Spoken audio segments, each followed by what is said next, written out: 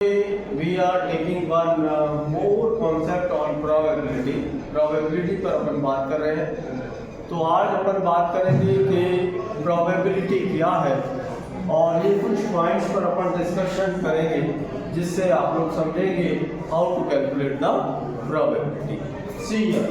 So I am taking one by one probability of an event.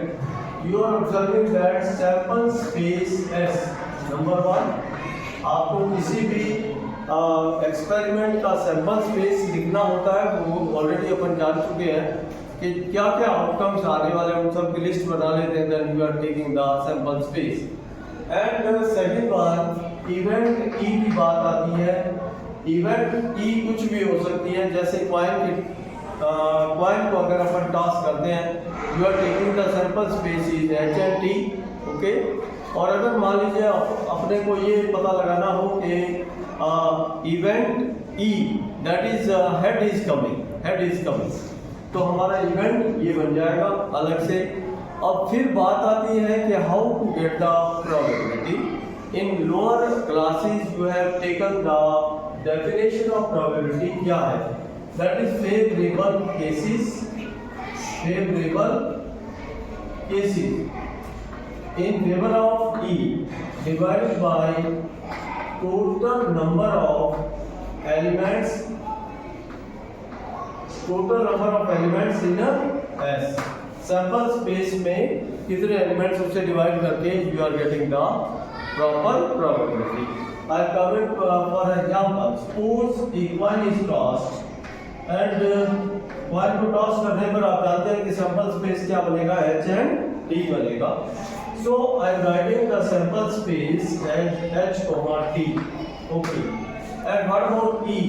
E event क्या है? माना कि head आ जाता है, तो ये हमारी event E है। Okay. Head is coming, then it is known as event E. Now calculate the probability of E. How to calculate? That is favorable cases divided by total number of cases.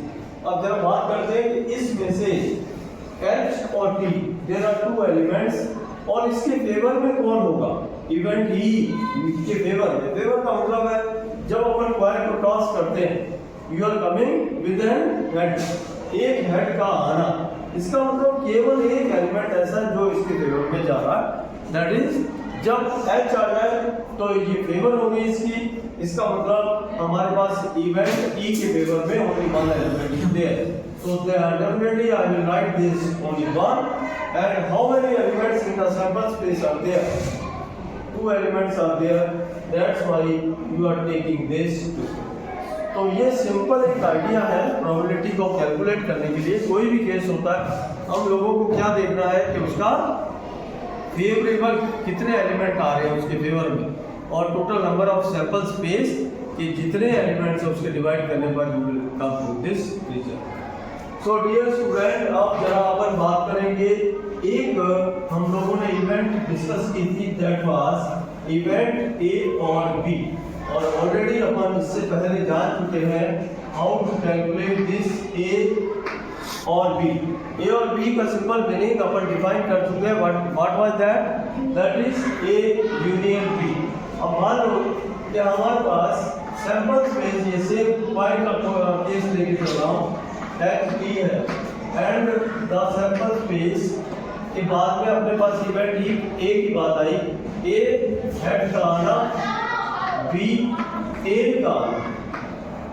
अगर tell आ जाती है तो हमारी event B बनती है, और head आना event A बनती है, तो ये अपने पास आ गया। Then how to calculate the value for A और बी। ए और बी का मतलब है simple, you are taking this A और बी का मतलब हो गया यूनियन। अब जरा ए और बी का यूनियन कर लीजिए, A union B, H and D का यूनियन क्या बनेगा, बोलिए, you are taking this H and T, so that is equal to the sample space। आप जान रहे हैं it is the sample space। अब बात आती है कि probability अगर मुझे A की निकालनी है, A की कैलकुलेट करनी है, तो 1 in favor of that and 2 in the sample space, that's why 1/2 will be the probability। In case of B, how to calculate it? 1 in the favor of that and 2 total in sample space. That's why again I am taking this 1 by 2. लेकिन जब अपन A और B की बात करेंगे, there are 2 elements in the favor of that and 2 elements in the sample space are there. That's why what you are getting 2 divided by 2 करेंगे, so you are getting 1. So it is the sure event. अगर A और B की बात करते हैं, coin को toss करने पर हेड आ जाए एक बार, टेल आ जाए दूसरी बार, अगर हेड या टेल दोनों ही आ जाए या उसमें से कोई एक आ जाए, so it's mean that you are getting this is sure event. हम लोग इंट्रोड्यूस कर चुके हैं. श्योर इवेंट वो इवेंट होती है कि जब भी हम कॉइन को टॉस करें या किसी एक्सपेरिमेंट को करें, वो डेफिनेटली हो जाए, आपको पता है पहले से रिजल्ट आने वाला. That type of event is called sure event. So dear students, I have taken this one. अब बात आती है probability of an event. not A की बात करेंगे. A का होना और A का नहीं होना, दो बातें आती हैं. अब जरा देखिए, see here. So dear friends, upon A calculate करते हैं. Suppose I am taking a die. Die के केस में सैंपल स्पेस बनेगा 1 2 3 4 5 and 6. Okay, so I am taking a event that is odd number. और नंबर का आना हमारी event A है. So what I am getting, A dash क्या होगा? A डैश का मतलब क्या हो गया? Not A. A का होना और नंबर का आना. A का नहीं होना, इसका मतलब और नंबर का नहीं आना. और नंबर नहीं आएगा, इसका मतलब कुछ तो आएगा. कौन आएगा बताइए. So that is you are taking this 2 4 and 6. इसका मतलब हो गया even number. So dear friends, ये हमारी प्रोबेबिलिटी नॉट ए की होती है कि आपको इवेंट ए को ना देख करके ए को छोड़ दीजिए, उसके एलिमेंट्स को छोड़ दीजिए जो उसके फेवर में आ रहे, बाकी एलिमेंट्स को लीजिए और उसकी प्रोबेबिलिटी निकालेंगे. तो this probability is known as probability for not A. So dear friends, एक और हमारे पास लास्ट फॉर्मूला है जो कि हम सेट थ्योरी में कर चुके हैं. आप जानते हैं सेट्स में ए बी के केस में अपन लगाते हैं. तो क्या फॉर्मूला ऑलरेडी अपन यूज कर चुके हैं. That is number of elements in A union B, number of element in A, number of element in B minus number of element A intersection B. ये फॉर्मूला ऑलरेडी यूज कर चुके हैं हम set theory में. उसी के base पर ये प्रोबेबिलिटी का फॉर्मूला बनता है. आप लोगों को बहुत ज़्यादा डीपली मैं नहीं लेके जाऊंगा. आप डायरेक्ट इसको कैलकुलेट करेंगे. Favourable cases divide by total number of cases से हम लोग इस फॉर्मूले पे आ सकते हैं.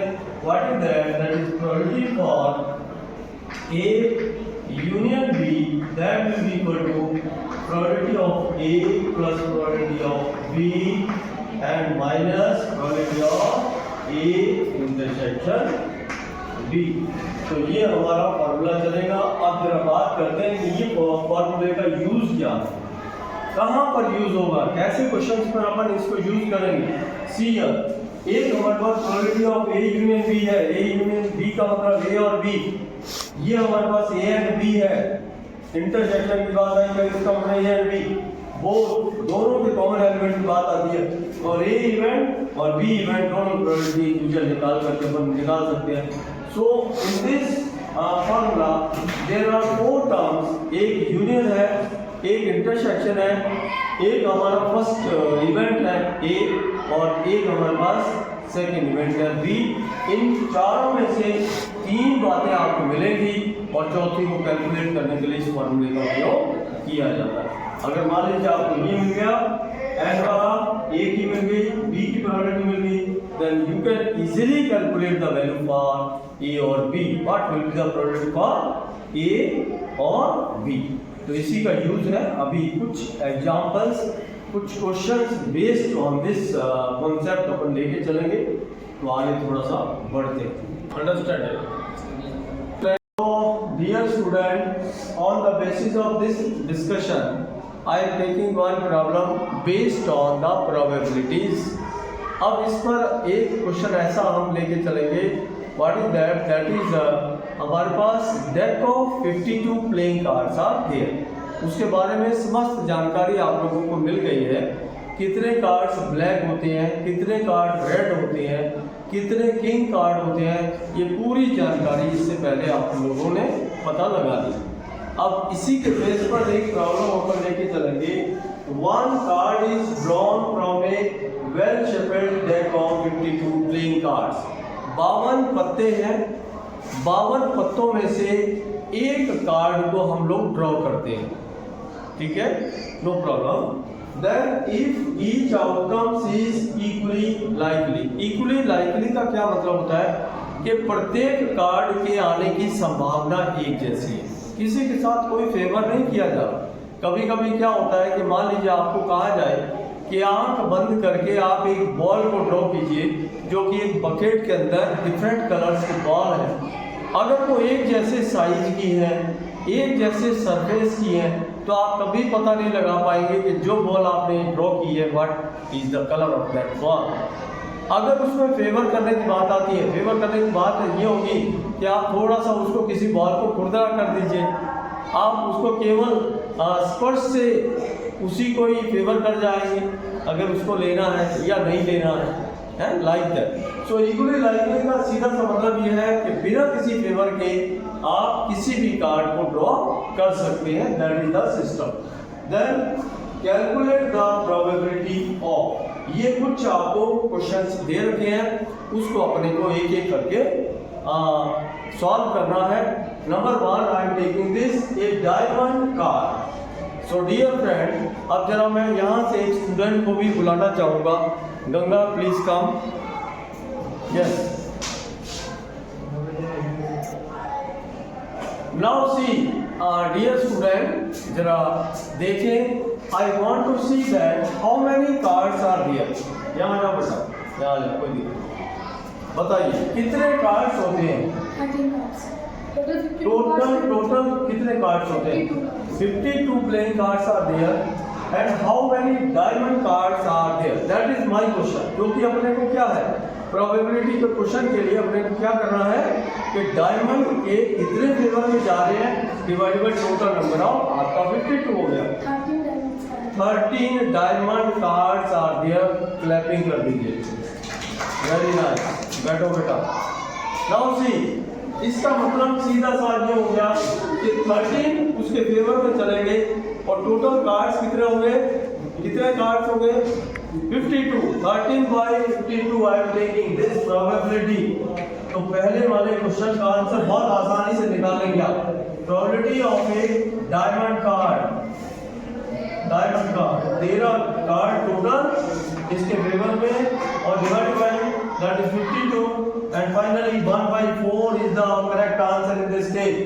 सो dear friends, I am taking one more question based on this. दूसरा है नॉट एन इक्के। Yes Narayan Das, you just come. How many a इक्के कार्ड कितने होते हैं? इक्का आप लोग जानते हैं, हिंदी में अपन इक्का बोलते हैं। You just come here. तो how many total cards are there? 52 playing cards are there. Okay, now how many इक्का?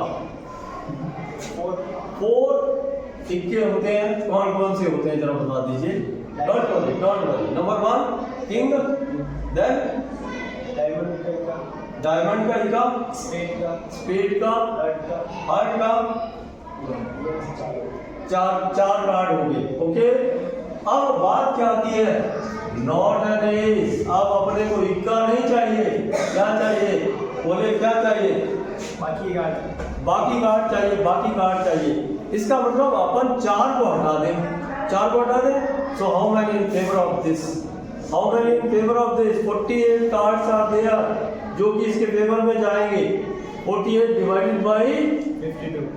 यस, कैलकुलेट करके बता दीजिए। 48 divided by 52। I am taking this 48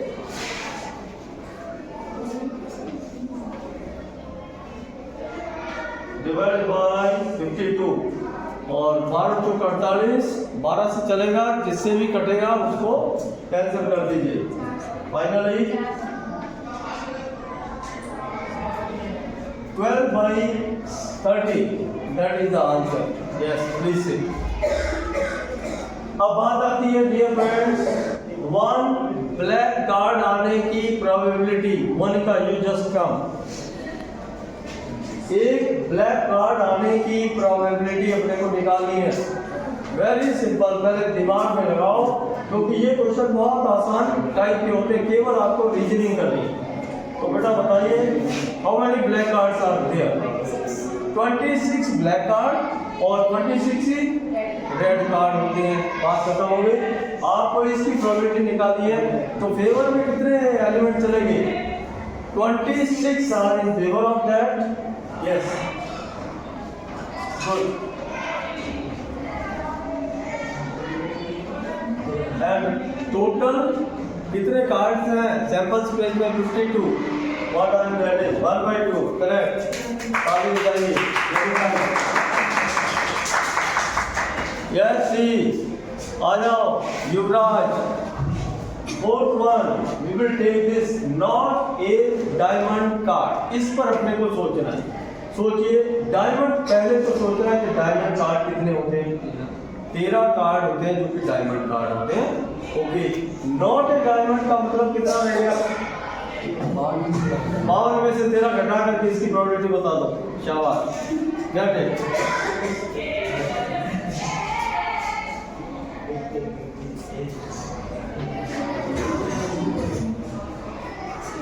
आराम से करो, शाबाश, वेरी नाइस। सो दर्शकों मैं बताना चाहूँगा, I am dealing with the most talented students of Jawahar Navodaya Vidyalaya Mandapiya Chittorgarh. उन्हीं से बातचीत हो रही है और आप देख पा रहे हैं। तो ये बच्चे मेरे साथ जुड़े हुए हैं। I am teaching mathematics and I am taking the help of students also. See 39/52, that is the correct answer. ताली बजाएं। एक लास्ट क्वेश्चन और है हमारा इसी का। Not a black card, not a black card. Deepika आ जाओ। Yes, come here, very nice. देखिए जरा, नॉट ए ब्लैक कार्ड, पहले ब्लैक कार्ड को देखना है, फिर नॉट ए ब्लैक कार्ड ढूंढना है। Favourable cases divide by total number of cases, you will get the probability. Yes,